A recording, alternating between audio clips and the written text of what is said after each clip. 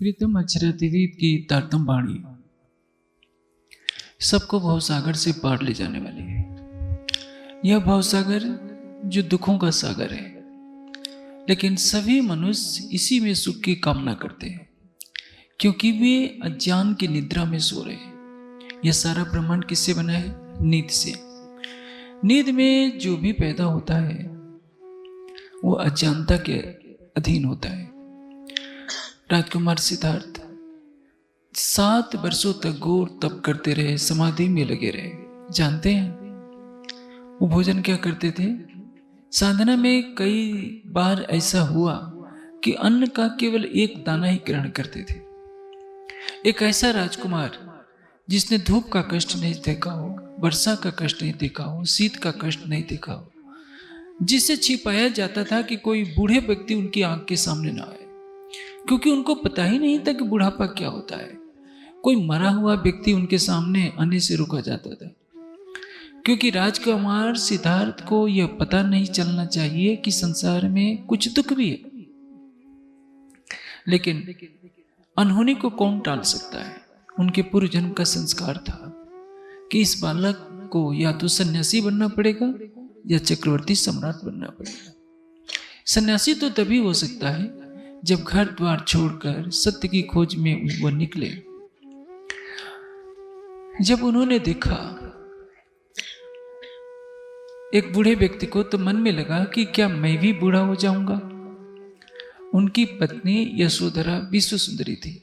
सोचा कि क्या मेरी पत्नी यशोधरा भी बूढ़ी हो जाएगी। सोचा कि मेरा यह शरीर इतना सुंदर दिखाई दे रहा है, मेरी पत्नी इतनी सुंदर है, जब हम सभी बूढ़े ही हो जाएंगे तो इस शरीर का महत्व क्या है? हृदय में ठेस लगती है कि इस महल का क्या महत्व है, जो 56 भोग मैं खा रहा हूं, इसका क्या महत्व है? एक दिन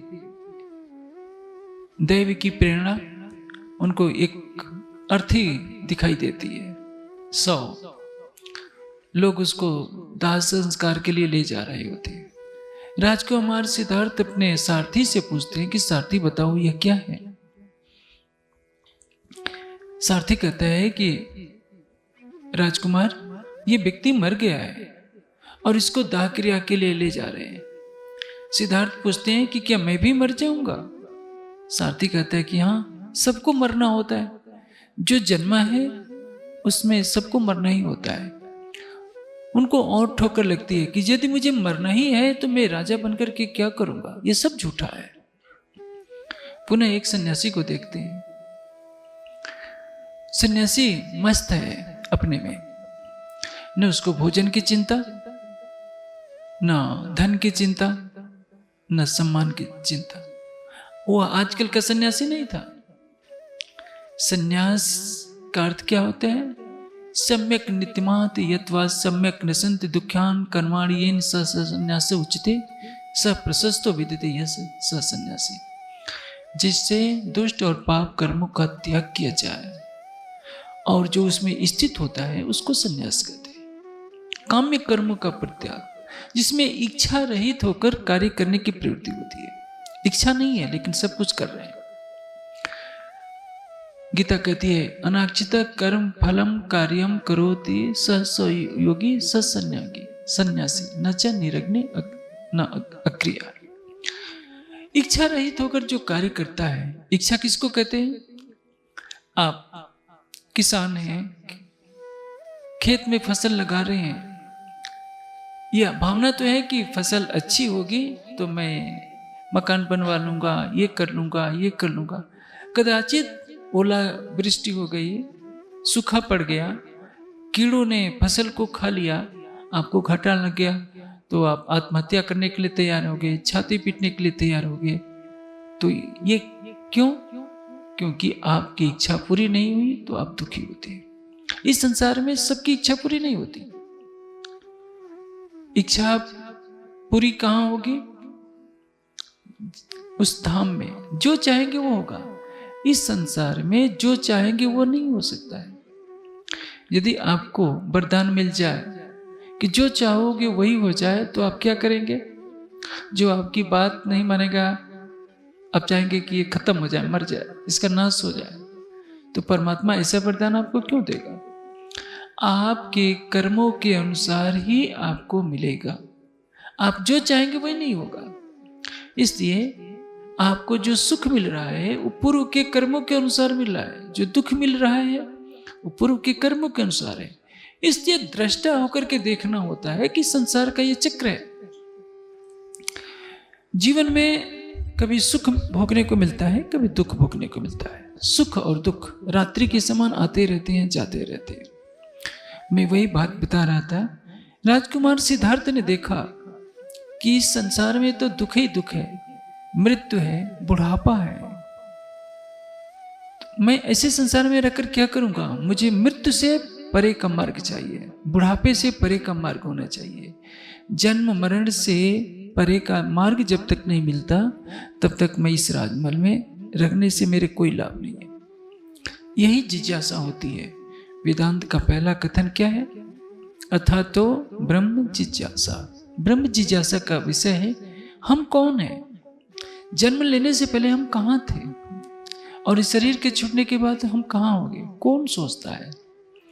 देखिए, आप अभी प्रवचन सुनकर जाएंगे, घर सो जाएंगे, सवेरे उठेंगे, काम पर निकलना है। आपके पास समय कहाँ ये व्यर्थ के प्रश्नों को सोचने के लिए कि मैं कौन हूँ, कहाँ से आया हूँ, शरीर और संसार को छोड़ने के पश्चात जाना कहाँ है? इन प्रश्नों पर कौन ध्यान देगा? जिस पर उसकी कृपा होती है। अन्यथा देखिए, आप जितने सुंदर साथ बैठे हैं, इसमें से कितनों को बचपन में तारतम मिल गया होगा। तारतम तो मिला, लेकिन किसी किसी ने मन में सोचा होगा कि राज्य कब मिलेंगे, हम परम धाम कब जाएंगे, हम कहाँ से आए हैं, कहाँ जाएंगे। ये तो सुनने को तो मिल गया, लेकिन हृदय में तड़प तो किसी किसी के पैदा हुई होगी कि हम प्रियतम को साक्षात देखें। जागृत होना किसको कहते हैं? यही अपनी जागनी जो याद आवे निज सुख। हमारा सुख क्या है? देखिए, राजकुमार सिद्धार्थ की मैं बात कर रहा था। राजकुमार सिद्धार्थ के पास सभी सुख के साधन थे। अति सुंदर पत्नी है, राहुल नाम का एक पुत्र भी उत्पन्न हो चुका है। तीनों 6 ऋतुओं में 3 मौसम होता है। 6 ऋतुओं के लिए अलग अलग भवन थे। जाड़े के लिए अलग भवन है, वर्षा काल के लिए अलग भवन है, जिसमें राजकुमार सिद्धार्थ को ऐसा लगे कि संसार में कोई दुख है ही नहीं। लेकिन मृत्यु और बुढ़ापे को तो कोई भी टाल ही नहीं सकता। मृत्यु तो आएगी, बुढ़ापा तो आएगा। हमारे पास इतनी औषधियां हो कि हम कभी रोगी ना हो, ये तो हो जाएगा। लेकिन यह सोचे कि मृत्यु भी ना हो, बुढ़ापा भी ना आए, ये प्रकृति के ब्रह्मांड में संभव नहीं है। वैसे असंभव नाम की कोई चीज नहीं होती है। जिन्होंने परम तत्व का साक्षात्कार कर लिया है, उन्होंने पंचभूतों पर जो विजय प्राप्त कर लेने वाले योगी हैं, वो मृत्यु और बुढ़ापे को दोनों को भी जीत लेते हैं। लेकिन ये सबके लिए तो संभव नहीं है। सामान्य रूप से प्रकृति का नियम है कि मृत्यु और वृद्धत्व, बुढ़ापा सबको भोगना ही पड़ता है। राजकुमार सिद्धार्थ संन्यास लेते हैं, घर से छिप करके निकल जाते हैं। अब जो महलों में रहता था, अब उसको क्या करना पड़ेगा? भिक्षा मांगनी पड़ेगी। पहले दिन बस्ती में जाते हैं भिक्षा मांगने। भिक्षा मांग कर लाते हैं तो पहला कौर जब मुख में डाला तो लगा कि उल्टी कर देंगे, क्योंकि वैसा भोजन कभी खाया ही नहीं था। जो तरह तरह के व्यंजन खाता हो राजकुमार, उसको सूखी रोटी दे दीजिए, सूखे चावल दे दीजिए, कहाँ से खा पाएगा? क्योंकि साधारण जनता तो साधारण भोजन करेगी। लेकिन वो दृढ़ संकल्पित राजकुमार है। उसने महलों को ठुकरा दिया है कि मुझे ये महल नहीं चाहिए। मुझे क्या करना है? मुझे जागृति चाहिए। मुझे यह जानना है कि मैं कौन हूं। मुझे अखंड सुख चाहिए, इस नश्वर सुख नहीं। संसार के सभी लोग किस में भागे जा रहे हैं? क्षणिक सुखों के पीछे। वे क्षणिक सुख जो यथार्थ में है नहीं, लग रहा है कि सुख है। जैसे आप सुंदर साथ को स्वादिष्ट स्वादिष्ट मिठाई दे दी जाए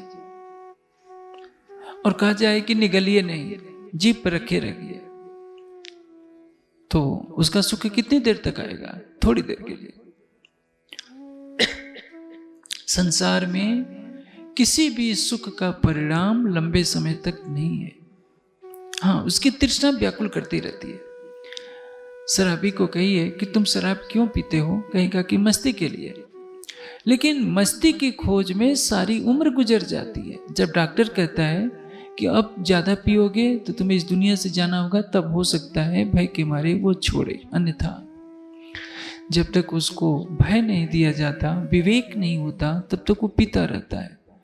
आज 1 गिलास पिया, 1 महीने के बाद 2 गिलास की इच्छा होगी, फिर इच्छा करेगी कि पूरी की पूरी बोतल उतार ले।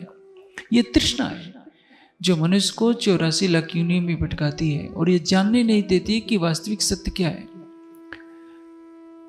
मनुष्य कोई भी अपना बुरा नहीं चाहता। एक अफीमची से उसका बेटा कहे कि पिताश्री मैं अफीम खाना चाहता हूं, तो तुरंत चांटा मार देगा। उससे पूछिए क्यों चांटा मारा?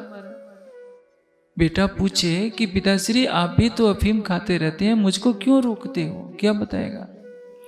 हार करके यही कहेगा कि मैं तो इसकी लत में फंस गया हूं, ये बहुत बुरी चीज है, तुम नहीं फंसना। कहने का से क्या है? जब तक हमारे हृदय में ज्ञान का प्रकाश नहीं होता है, तब तक हम भटकते रहते हैं। संसार में कोई भी व्यक्ति अपना बुरा नहीं चाहता, वो संस्कारों से बच जाता है, बुरी आदतों का शिकार हो जाता है। इसलिए तंबाकू खाने वाले तंबाकू खाते हैं। अब देखते हैं ना, तंबाकू में कोई स्वाद नहीं होता। पूछिए मीठा लगता है, खट्टा लगता है? कहेंगे कि नहीं। नए व्यक्ति को खिला दीजिए 1 चुटकी भर तंबाकू तो खांसने लगेगा, जहां तक मैं सोचता हूं, उसको चक्कर आ जाएगा। लेकिन जो इसका आदी है उसको सोते समय भी चाहिए, ट्रेन में बैठा है तब भी उसको तंबाकू चाहिए। बीड़ी पीने वाले को एक बीड़ी परेशान कर रही है, पूछिए क्यों खा रहे हो? कहेगा कि इसको अच्छा लगता है। अच्छा लगने को सुख मानता है, क्या उसमें सुख है? नहीं। तंबाकू खाकर कपड़े पर उसको थूकिए, फिर 1 घंटे के बाद उसको धोइए, देखिए कितनी तकलीफ होती है उसका दाग मिटाने में। तो जो तंबाकू श्वास की नलियों को प्रभावित कर रहा है, जो शराब आपके पूरे शरीर को पी रही है, जो अफीम आपको पागल बनाने की कगार पर ले जा रही है, इसमें अच्छाई एक भी नहीं है। न शराब में अच्छाई है, न मांस में अच्छाई है, न तंबाकू में अच्छाई है, लेकिन संसार इसके पीछे पागल है। आप देश से शराब हटा दीजिए, फिर देखिए लोग क्या करते हैं। गुजरात में तो शराब पर प्रतिबंध है, लेकिन चोरी छिपे शराब खूब पी जाती है। तो जहां छूट है वहां के लोगों का हाल क्या होगा? वो तो सोचते हैं कि पत्नी का आभूषण भी बेचना पड़े तो बेचे, लेकिन शराब पिए। उस शराब में कोई स्वाद नहीं है, लेकिन मनुष्य पागल हो रहा है। क्यों? क्योंकि उसमें अज्ञानता है। यही अपने जागने जो याद आवे निज सुख। आपका निज सुख क्या है? यदि मैं पूछूं कि आपका निज सुख है क्या है, तो आप क्या बताएंगे? यहाँ जितने सुंदर साथ बैठे हैं, मैं पूछूं कि आप क्या सुखी हैं, तो आप उत्तर क्या देंगे? हाँ, हम तो सुखी हैं। मैं पूछूंगा कि कैसे सुखी हैं, तो आप क्या उत्तर देंगे? मेरे घर 4 कारें हैं, 10 करोड़ की संपत्ति बैंक में है, बेटे बेटियां सब अपने पैरों पर खड़े हैं, बहुत अच्छी कोठी है। सुख तो है, लेकिन यह बताइए क्या ये सुख आपको बुढ़ापे से बचा सकते हैं, मृत्यु से बचा सकते हैं? आपके घर में ऐसा तो नहीं कि कोई नहीं मरेगा, मृत्यु भी देखना होगा, बुढ़ापा भी देखना होगा, संयोग भी देखना होगा, वियोग भी देखना होगा। इन दुखों से आपको कोई भी संसार में ऐसा नहीं है जो रहित कर सके। लेकिन एक बात है, यदि आपने अपनी आत्मा के धाम हृदय में अपने प्राणेश्वर को बसा लिया। कैसा है प्राणेश्वर? जो न जन्मता है न मरता है, उसके जैसा कोई नहीं, उससे अधिक कोई सुंदर नहीं है, उससे अधिक कोई प्रेम करने वाला नहीं है, उससे अधिक हमारे कोई निकट भी नहीं है, हमारे प्राण की नली से भी निकट है वो, लेकिन आंखों से दिखाई नहीं देता। ऐसा लगता है इस अनंत सृष्टि को उसी ने बनाया है, लेकिन बनाने वाला छिप करके बैठा है, हमारी आंखों से छिपा होता है। एहसास होता है कि सब कुछ वही है। जब इस संसार में दो युवक युवतियों की शादी भी होती है, विवाह होता है, दोनों को ऐसा लगता है कि जैसे हम जन्म जन्म से बिछड़े थे, मिल गए। मोह का बंधन गहरा होता जाता है। दोनों को लगता है कि सब छूट जाए, माता पिता भी छूट जाएं, परिवार भी छूट जाए, हम दोनों अलग न हो। क्यों? यौवन का आकर्षण होता है, सौंदर्य का आकर्षण होता है। धीरे धीरे समय गुजरता है, क्योंकि इस संसार में कोई भी वस्तु स्थिर नहीं होती। अब वो युवा दंपति पिता बन जाता है, कुछ समय के बाद अधीर अवस्था में आ जाता है। धीरे धीरे बुढ़ापे की लाठी उसका पीछा कर रही होती है। अंत में लगता है कि मैं कुछ समय के बाद इस संसार से चला जाऊंगा। देखिए, मैं ये जो बातें कह रहा हूं तो कुछ मिनटों में कह दे रहा हूं, लेकिन ये तो किसी व्यक्ति के संपूर्ण जीवन की कहानी है। कोई कोई विवेकवान होता है, वो सोचता है कि मैं इस संसार में बालक बनकर के आया, किशोर बनकर के खेला, युवक बनकर गृहस्थ जीवन में प्रवेश किया, प्रौढ़ावस्था को पार किया, अब वृद्धावस्था में मैं चल रहा हूं, लाठी लेकर चल रहा हूं, दांत निकल गए, बालों में सफेदी आ चुकी है, मैं कुछ समय का ही तो मेहमान हूं इस संसार का। लेकिन यह विवेक किसी किसी को होता है। इतना होने पर भी यदि वो संसार के सुखों के पीछे भागता है, जीवा के स्वाद के पीछे, स्पर्श सुख के पीछे, ये नासिका की सुगंध के पीछे, मधुर ध्वनि के पीछे, शब्द स्पर्श रूप रस गंध में पड़ा हुआ प्राणी इसी को यदि सुख मानता है तो क्या होगा? वो अपने स्वरूप को नहीं जान पाएगा। उसका स्वरूप क्या है? उसका स्वरूप यह शरीर नहीं है। यह शरीर तो पैदा हुआ है। जो शरीर पैदा हुआ है एक दिन समाप्त भी हो जाएगा। उसका जो निज स्वरूप है 5 तत्वों से परे है, 3 गुणों से परे है, प्रकृति से नहीं बना है। वो चेतन है। नयनम छिन्दन्ति सहस्त्राणि नयनम दहति पावकः। उस चेतना को किसी शस्त्र से काटा नहीं जा सकता, अग्नि जला नहीं सकती, सूर्य का तेज भी उसको जला नहीं सकता। शरीर के नष्ट होने पर भी वो चेतना नष्ट नहीं होती है। यदि ये बोध हो गया कि मैं शरीर नहीं हूं, मैं तो शुद्ध बुद्ध चैतन्य आत्मा हूं, मेरा प्रीतम कौन है? जैसे मैंने अभी आपको किसी युवा दंपति का उदाहरण दिया था। आप देखते हैं जब विवाह के कार्यक्रम होते हैं तो ये तो ऋषियों ने विधान बना दिया है कि बिना परमात्मा के पूजन के विवाह हो ही नहीं सकता। कोई भी हो, चाहे मेट्रो सिटी में रहने वाला हो, चाहे गांव की झोपड़ी में रहने वाला हो, उनके घर शादी विवाह के कार्यक्रम होंगे तो परमात्मा का पूजन तो करना ही पड़ेगा। यदि यह विधान नहीं बनाया गया होता तो मनुष्य शायद उस दिन तो परमात्मा को भूल ही जाता। और यही कारण है कि ऋषियों ने विधान बनाया कि हम भोजन भी करें तो परमात्मा का नाम लें, स्नान करें तो उसका नाम लें, सवेरे उठते उठते उसका नाम लें, सोने से पहले उसका नाम लें। क्यों? यह एहसास दिलाने के लिए कि जिस झूठे संसार में हम रह रहे हैं वह संसार एक दिन नष्ट हो जाएगा। ये सूरज, ये चांद, ये सितारे सभी नश्वर हैं, सभी काल के काल में समा जाएंगे। हमको शाश्वत शांति कौन देगा? शाश्वत प्रेम कौन देगा? हमारी पत्नी हमें शाश्वत शांति नहीं दे सकती, शाश्वत प्रेम नहीं दे सकता, पति नहीं दे सकता, माता पिता नहीं दे सकते, भाई बंधु नहीं दे सकते। कुछ समय के लिए लगता है कि हमारे सहारे हैं। पत्नी का पति यदि शरीर छोड़ जाता है तो छाती पीट पीट कर रोती है कि मेरा कोई सहारा नहीं रहा। ये सच है। लौकिक दृष्टि से लगता है कि पति ही पत्नी का सहारा है। ये तो बात सही है कि पति अर्थोपार्जन करता है, घर का खर्च चलाता है, लेकिन रानी लक्ष्मीबाई का तो पति नहीं था, उसकी तो मृत्यु हो चुकी थी, लेकिन लक्ष्मीबाई ने सब कुछ कर दिखाया, दुर्गावती ने कर दिखाया। जब हम अपने आत्मिक स्वरूप की पहचान करेंगे तो हमें पता चलेगा कि हम कौन हैं। आपके सबसे निकटस्थ कौन है, मैं पूछूं तो आप क्या बताएंगे? कोई कहेगा कि पति, कोई कहेगा पत्नी, कोई कहेगा कि मेरा भाई। ऐसा नहीं है, ये तो संसार के रिश्ते हैं। आप इनको नहीं छोड़ना चाहेंगे तो ये आपको छोड़कर चले जाएंगे। यदि ये भी नहीं छोड़ेंगे तो मृत्यु इनको आपसे अलग कर देगी। आप क्या करेंगे? माता पिता तो आपको एक दिन छोड़ेंगे, बच्चे भी आप, हो सकता है बच्चे आपके बहुत सेवा करने वाले हों, लेकिन मृत्यु तो आपके और बच्चों के बीच में वियोग बन जाएगी। इसलिए जो हर पल आपके साथ रहता है वो कौन है? प्रीतम परमात्मा, जिसको कहते हैं सर्वशक्तिमान, सकल गुण निधान। वो हर पल आपके साथ है। और उसके बारे में कहा जाता है, पार ब्रह्म तो पूरन एक है, ये तो अनेक परमेश्वर कहावे, अनेक पंथ सब जुदे जुदे और सबको इस शास्त्र बुलावे। सच्चिदानंद पर ब्रह्म कितने हैं मैं पूछूं तो आप क्या उत्तर देंगे?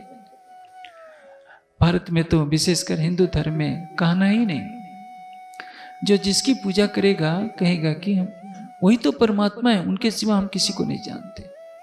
हनुमान की पूजा करने वाला कहेगा कि बजरंग बली के सिवा हम किसी को नहीं जानते। गणेश जी की पूजा करने वाला कहेगा कि इनके सिवा हम किसी को नहीं जानते। शालिग्राम की पूजा करने वाला कहेगा कि हम इनके सिवा कुछ नहीं जानते। जो देवी माँ की भक्ति करता है कहेगा कि हम देवी माँ के सिवा किसी को कुछ नहीं जानते।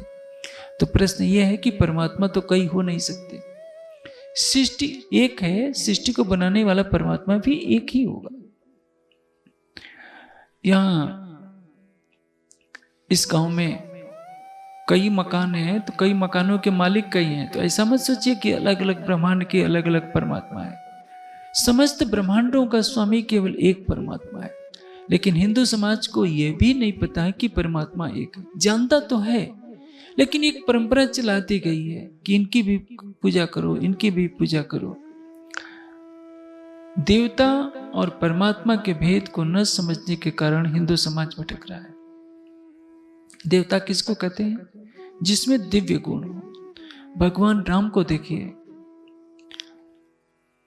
रात्रि को कहा जाता है कि कल सवेरे सवेरे तुम्हारा राज तिलक होने वाला है, लेकिन सूर्योदय से पहले कह दिया जाता है कि नहीं, राज तिलक तो नहीं होगा, वन में जाना होगा।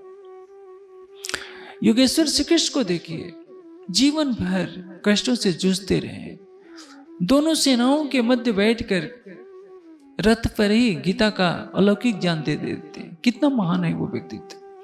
जब शरीर में तीर लगते हैं तो भी मुस्कुरा देते हैं। हर पल दृष्टा भाव से संसार को देख रहे हैं और अर्जुन को अनासक्त योग का उपदेश दे रहे हैं। भगवान शिव को देखिए, आपको किसी वन में भेजा जाए तो क्या करेंगे आप? 2-4-10 हजार रुपये लेकर जाएंगे कि वन में खाएंगे क्या? कुछ कपड़े लेकर जाएंगे कि कपड़े गंदे हो जाएंगे तो हम धोएंगे, इसके सिवा तो आप जाएंगे नहीं। कहीं कार्यक्रम में जाते हैं तो पूरा बंडल ही लेकर जाते हैं, कपड़ों का, पैसों का। मोबाइल फोन तो कोई छोड़ेगा नहीं। भगवान शिव के पास क्या है? 1 रुपया भी नहीं है, बैंक बैलेंस तो छोड़िए, भगवान शिव के पास कुछ भी नहीं है। हिमालय की गुफा में बैठे हैं, ध्यान में बैठे हैं। कमरे में क्या है? बागंबर, मृगशाला ही है। खाने के लिए कोई फल भी संग्रहित नहीं कर रखा है।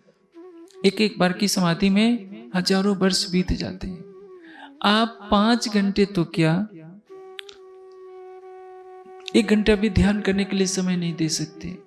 भगवान शिव कहते हैं कि हे उमा, सच्चिदानंद परमात्मा कौन है यह जानने के लिए मैंने 5000 दिव्य वर्षों की समाधि लगाई। उस समाधि में मैंने ईश्वर से जो ज्ञान सुना, ईश्वर ने सदाशिव से सुना और सदाशिव ने अक्षर से सुना।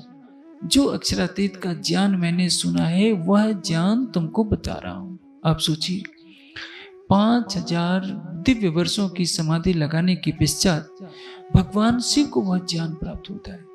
भगवान शिव क्या हुए? देवता, जो हमें एक परम धाम का ज्ञान दिखा रहे हैं कि मैं भी ध्यान लगाता हूं। मैंने ईश्वर की कृपा से सुना, ईश्वर ने सदाशिव से सुना, सदाशिव ने अक्षर से सुना, और अक्षर से परे जो अक्षरातीत है उसी की भक्ति करनी चाहिए। ये पूरे माहेश्वर तंत्र का सार है। लेकिन आज जगह जगह भगवान शिव के मंदिर बने हुए हैं। अभी मैं रूपपुरा गया था, साबरकांठा जिला में। वहाँ एक शंकर जी का मंदिर बनाया गया है, जिसमें लागत आई है 4 करोड़ रुपए की। आप सोचिए, जिस शंकर जी का मंदिर बनाया गया है, वहां के लोगों को कभी शंकर जी के दर्शन नहीं होंगे। कितने भी सिर पटके, वहां पानी चढ़ाए, दूध चढ़ाए, कुछ भी करें, शंकर जी दर्शन इनको नहीं देने वाले हैं। लेकिन वही शंकर जी खुद समाधि में बैठे रहते हैं, तो वो क्या हुए? देवता। उनकी पूजा क्या है? जैसे शंकर जी ने संसार का त्याग कर दिया है, किसके लिए? परम धाम के ज्ञान के लिए, परमात्मा के साक्षात्कार के लिए। वे कोई नशा नहीं करते हैं। कैलाश में कहां से तंबाकू लाएंगे, कहां से गांजा भांग लाएंगे? कुछ मिलना ही नहीं है। वहां तो चारों तरफ बर्फ के पहाड़ हैं। शंकर जी दिन रात समाधि में रहते हैं। हम उनके पद चिन्हों पर चलें कि जिस तरह से भगवान शिव संसार का मोह छोड़कर परमात्मा की खोज में लगे हैं, हम भी परमात्मा का ध्यान करें। हनुमान जी की पूजा क्या है? जैसे हनुमान जी महान पुरुष हैं, विद्वान हैं, योगी हैं, वीर हैं, हम उनके पद चिन्हों पर चलें। जैसे मर्यादा पुरुषोत्तम धर्म की मर्यादा का पालन करते हैं, हम भी उनकी तरह बने। ये राम की पूजा है। देवता की पूजा की जाती है और आराधना, भक्ति, प्रेम किससे किया जाता है? परमात्मा से, जो हमारी आत्मा का अनादि प्रियतम है। और वह कौन है? 6 अक्षर से परे एक अक्षरातीत है। जो 6 अक्षर से परे उत्तम पुरुष अक्षरातीत है, वही हमारी आत्मा का प्रीतम है। और जब हम उसको जान जाएंगे कि वो कहाँ है, कैसा है, तो परिणाम क्या होगा? यही अपनी जागनी जो याद आवे निज सुख। इसको कहेंगे कि अब हम जागृत हो गए। इसके पहले क्या था? हम अज्ञानता के निद्रा में सो रहे थे।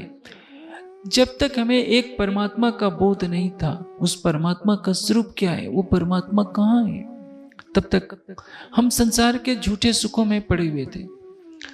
अब देखें, यहां तो रेगिस्तान नहीं है।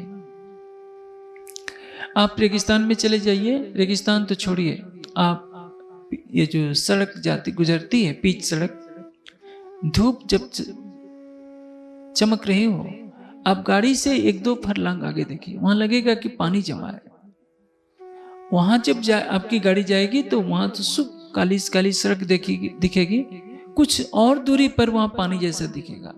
वो पानी होता नहीं है, दिखता है। यही स्थिति प्यासे मृग के लिए भी होती है। जब वो रेगिस्तान में भटक जाता है, तो सूर्य की किरणें जब बालू पर पड़ती हैं, तो ऐसा लगता है उसको कि वहां पानी जमा है। भाग करके वहां जाता है तो वहां सुख नहीं मिलता, वहां पानी नहीं मिलता। पानी के बदले क्या मिलती है? सूखी रेत। उसी तरह से आप प्रेम पाने के लिए संसार के जिन जिन रिश्तों के पीछे भागेंगे, आपको मोह तो मिलेगा, मोह को घेरा मिलेगा, प्रेम नहीं मिलेगा। आत्मनः तु वै कामाय सर्वम प्रियम भवति। बताइए, किसी काली कलूटी से, लंगड़ी, अंधी, बहरी लड़की से कोई विवाह करना चाहेगा? कोई उसके लिए पीछे जान देगा? नहीं। और किसी कंगाल को कोई लड़की अपना पति के रूप में वर्ण करेगी? नहीं। यदि बेटा जवान हो जाए, धन कमा कर न लाए, तो माता पिता कहेंगे कि ये बिगड़ गया है, इसको बाहर निकाल दो। और माता पिता जिन्होंने बच्चे को पालन पोषण किया होता है, जब वे बूढ़े हो जाते हैं तो संतान भी, अधिकतर संतानें, मैं सबकी बात नहीं कर रहा हूं, बोझ महसूस करने लगती है। कहने का तात्पर्य क्या है? यह संसार स्वार्थी है, स्वार्थ में सबको बनाया है। यहाँ करदार ने एक रिश्तों को निभाने की बात आती है, रिश्तों को निभाइए, लेकिन यह सब समझिए कि सबसे बड़ा रिश्ता किससे है? किससे हमारा अखंड संबंध है? वो सच्चिदानंद परमात्मा से, जिससे अधिक हमारे निकट कोई नहीं है। आप किसी बस में जा रहे हैं, आपको अंतः प्रेरणा होती है कि नहीं उतर जाओ, आप उतर जाते हैं, क्योंकि उस बस का एक्सीडेंट होना है, दुर्घटनाग्रस्त होने वाली होती है। यदि आपका परमात्मा से प्रेम है, तो आपका परमात्मा आपकी रक्षा के लिए आपके हृदय में यह जान दे देता है कि नहीं, इस बस में तुम्हें चढ़ना नहीं है। आप उसको भुला सकते हैं, वो तो आपको नहीं भुला सकता। वह आपके सबसे निकट है। लेकिन किसी किसी का विवेक चक्षु इस दिशा में कार्य करता है कि वह जानता है कि सर्वशक्तिमान परमात्मा मेरे पास है। जिन सुखों के पीछे आप भाग रहे हैं वे सुख संसार में नहीं है। दुखमय यह संसार है, सुख खोजत अज्ञान। सुख का सागर पास है, सतगुरु शरण पिछान। आपके हृदय में प्रीतम का वास है यदि आप अपने अंतःचक्षुओं से देखें तो, और यदि आप उसकी प्राप्ति कर लेते हैं तो क्या होगा? अनंत सुख का सागर आपको मिल जाएगा, प्रेम का सागर आपको मिल जाएगा, इस आनंद का सागर आपको मिल जाएगा। आप क्या चाहते हैं? प्रेम, शांति, आनंद ही तो चाहते हैं, इसके सिवा और कोई नहीं चाहता। आप संतान से प्रेम चाहते हैं, संगे संबंधियों से प्रेम चाहते हैं, शांति चाहते हैं, आनंद चाहते हैं। धन क्यों कमाते हैं? धन कमाने का उद्देश्य क्या होता है? शांति मिल जाए, आनंद मिल जाए। जैसे पैसा नहीं है, कम पैसा है, तो आप बस में यात्रा करेंगे, 10 लाख रुपया होता है, तुरंत कार खरीद लेते हैं। आप सोचते हैं कि इससे मुझे सुख मिल जाएगा। आपको आराम तो मिलेगा, मन को अखंड शांति नहीं मिल सकती। अखंड शांति कब मिलेगी? जब आपको प्रीतम परमात्मा का साक्षात्कार हो जाए, उसका प्रेम मिले, आपको लगे कि हर पल मेरे हृदय में मेरा प्रीतम रहता है। इसलिए वाणी क्या कहती है? यही अपनी जागनी जो याद आवे निज सुख, इश्क यही सो आवी, यही सो ये सन्मुख। यही सो हो ये सन्मुख। यदि हम प्रीतम के सम्मुख होते हैं तो हमें क्या मिल जाएगा? अनंत प्रेम मिलेगा, अनंत शांति मिलेगी, अनंत आनंद मिलेगा। इसको क्या कहते हैं? जागनी। अब हम जग गए। जब तक हम सो रहे थे तो तब तक अज्ञानता में भटक रहे थे, और सोते ही हमारा जन्म हुआ, सोते ही हम पले बढ़े, खेले कूदे। अभी आप जितने सुंदर साथ बैठे हैं, इनमें जो भी हो, जो भी धर्म से जन्म है, यदि वो एक परमात्मा को नहीं जानते कि परमात्मा कौन है, कहाँ है, कैसा है, उस परमात्मा के प्रति प्रेम नहीं है, उस परमात्मा के प्रेम और आनंद की अनुभूति नहीं है, तो उसको क्या कहेंगे? सोया हुआ या जगा हुआ? जो जगा हुआ है उसने तो सत्य को देख लिया, सत्य को पा लिया, और जो सोया हुआ है उसी अज्ञान की निद्रा में भटक रहा है, भागा जा रहा है विश्व के प्रति। एक सुअर की योनि में भटकते हुए जीव को देखिए, वो भी तो जीव है बेचारा। भूख मिटाने के लिए क्या करता है? आपको मालूम है सुअर क्या खाएगा? और उसको कितना तड़पा तड़पा करके मारा जाता है, फिर भी वो प्राणी उस योनि में रहना चाहता है। कोई भी प्राणी अपना शरीर छोड़ते समय खुश नहीं होता। गंदी नाली के कीड़े को देखिए, आप उसको पकड़ करके अच्छी जगह रखिए तो भाग करके फिर उसी में जाएगा, क्योंकि उसकी नियत ही है उसी में रहना, वही गंदगी खाना, उसी में डूबना। सर्प क्रोध की अग्नि में जलता रहता है, उससे कैसे मुक्त होगा? उसका भोजन क्या है? कीड़े मकोड़े, गंदे गंदे पदार्थों को खाना। कीड़ों, मेढक खाएगा, छोटे छोटे कीड़ों को खाएगा, और क्या खाएगा? अब जैसे मिठाई पकौड़े तो खाने के लिए न शेर है, न सुअर है, न सांप, सर्प है। ये 84 लाख योनियों में जो प्राणी भटक रहे हैं, कितने दुख की अग्नि में जल रहे हैं। ये मानवता उन्हें किस लिए मिला है? यह जानने के लिए हम कौन हैं, आए कहां से। इस शरीर और संसार को छोड़ने के लिए, इस संसार और शरीर को छोड़ने के पश्चात हमें जाना कहाँ है? इस अज्ञान की निद्रा से उठना ही हमारे जीवन का लक्ष्य है। यदि इस अज्ञानता की निद्रा को हमने नहीं छोड़ा तो क्या होगा? मृत्यु हमें इस शरीर से अलग कर देगी और हमें पुनः किसी न किसी योनि का शिकार बनना पड़ेगा। संसार में 8 अरब से अधिक प्राणी रहते हैं। अपने देश में तो आप देखिए, इस समय तो आप यहाँ बैठकर चर्चा सुन रहे हैं क्योंकि भारत एक आध्यात्मिक देश है। अब विदेशों में जाएंगे तो इस समय क्या होगा? रात्रि के समय लोग मांस खाते हैं, शराब पीते हैं, क्लबों में नाचते हैं, खा पी करके सो जाते हैं, सवेरे उठकर काम पर जाते हैं। ये दिनचर्या है। विदेश में जो रहने वाले, विदेशी कल्चर में जो फंसे हुए लोग हैं, अपने देश के लोग जो जाते हैं वहाँ पर वो यही प्रयास करते हैं कि हम अपने अध्यात्म को, अपनी धार्मिकता को बनाए रखें। लेकिन जो सवेरे ही नाश्ते में गाय का मांस, चिकन या बियर लेते हैं, रात्रि को भी दोपहर को भी उनसे कहिए कि आप समाधि लगाओ, सत्संग सुनो, बेचारे क्या क्यों करेंगे? उनको कोई बताने वाला ही नहीं है, वो अज्ञानता की निद्रा में है। उनके पास बहुत सा पैसा है, बहुत अच्छे अच्छे मकान है, उनका रूप रंग भी बहुत सुंदर है, लेकिन अज्ञान उनका पीछा कर रहा है। आपको सौभाग्य है, आपका यह सौभाग्य है कि आपको तारतम्य वाणी का प्रकाश मिला है, अक्षरातीत के चरण कमल मिले हैं। ये पवित्र देवलोक के समान भारतवर्ष मिला है, जहां अक्षरातीत के चरण कमल पड़े हैं, और उनकी सानिध्यता में आप तारतम्य ज्ञान के प्रकाश से यह जान सकते हैं कि मानव जीवन का उद्देश्य क्या है। यह मानव योनि मिली है साक्षात परमात्मा को देखने के लिए, उनसे बातें करने के लिए, संसार के दुखों की दवाग्नि में जलने के लिए नहीं। यह तृष्णा क्या है? तृष्णा ने जीर्ण वयमेव जीर्ण। हम बूढ़े हो सकते हैं, तृष्णा कभी बूढ़ी नहीं होती। दुख तो हमारो आहार है, ये बहुत बड़ी बात है। संसार में यदि प्रीतम को पाने में दुख मिलता है तो आप विचलित न होइए। यदि प्रीतम का सत्संग करने में कष्ट होता है, ध्यान करने में कष्ट होता है, ब्रह्मवाणी या दूसरे ग्रंथों के चिंतन में कष्ट होता है, तो उस कष्ट को कष्ट मत समझिए। वह कष्ट थोड़ा सा है, लेकिन आपको अनंत आनंद के सागर में डुबो देगा। लेकिन संसार के सुखों के पीछे आप भागते जाएंगे, भागते जाएंगे, आपके पास सत्संग के लिए समय नहीं रहेगा, पर ब्रह्म का ध्यान चितवनी करने के लिए समय नहीं रहेगा, उसके प्रेम में दो आंसू बहाने के लिए समय नहीं रहेगा, तो क्या होगा? आपका शरीर एक दिन मृत्यु को प्राप्त हो जाएगा, उस शरीर को जलाकर राख कर दिया जाएगा, और आपका जीव न जाने किस योनि में जाएगा, इसकी सहज ही कल्पना कर सकते हैं। इसलिए आज के सत्संग में मैं सभी धर्म प्रेमी सज्जनों से यही कहूंगा कि दाऊद की धरती पर तो वाणी चर्चा होती रहती है हमेशा।